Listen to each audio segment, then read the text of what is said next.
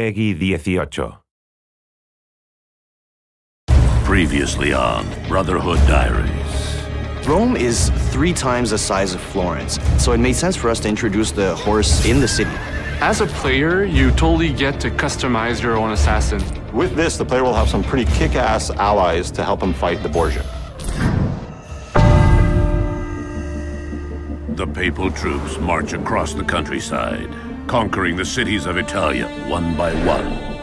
Only Ezio Auditore da Firenze stands between the Templars and his brilliant, ruthless general, Cesare, and his ambition.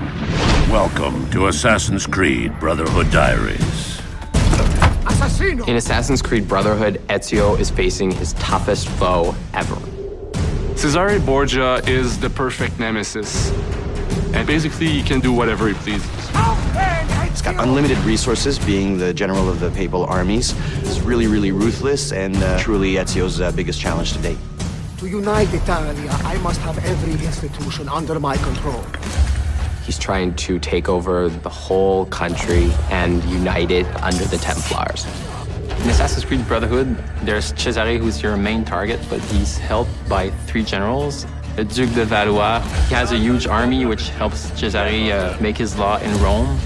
Juan Borgia, who is in charge of the money, so Cesare uses this money to wage his wars. And Micheletto, who is Cesare's personal assassin. So we dedicated 1 full sequence of gameplay to learn a little bit about their backstory, how their influence is corrupting Rome and everything. So you'll get to experience the constant build-up where in the final showdown, you get to track down your final prey and kill him. Well, it's a well-known fact that Leonardo da Vinci ends up working for Rodrigo Borgia.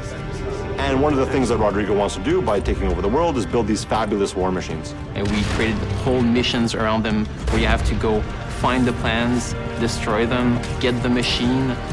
You actually get to use it and then destroy it so that the Borgias can't use these war machines in their fight. In AC2, we had what we call the secret locations. People really loved that, so we decided to bring them back in Assassin's Creed Brotherhood with a twist, of course. And once you find them, something interesting is going to happen.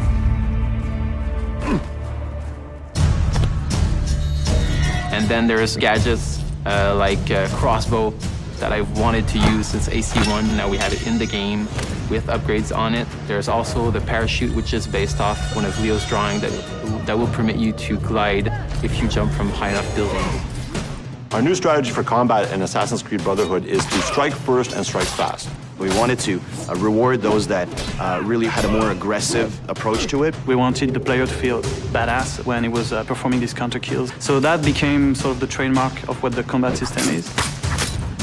You may have noticed there are now enemies with guns. If you know a bit of the history of Rome and of Leonardo, those assets end up in the hands of the Borgias. So what you have is now we have enemies that are a lot more aggressive, but at the same time, Ezio is a lot faster of a fighter. The Papal Guards are basically the ultimate elite guards that we're going to have in Assassin's Creed Brotherhood. Their sole purpose is to kill Ezio.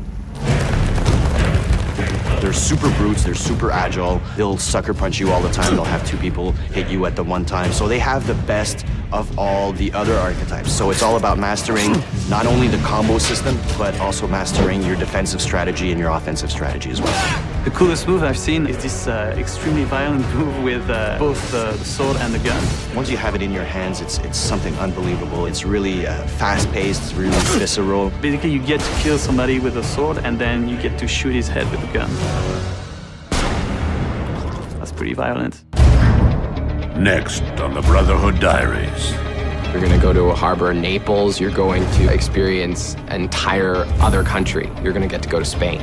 Another really cool aspect of the multiplayer of Assassin's Creed Brotherhood is the fact that now that it's the person that you're chasing, it's a lot more unpredictable, and they're a lot smarter than any AI that you can ever make.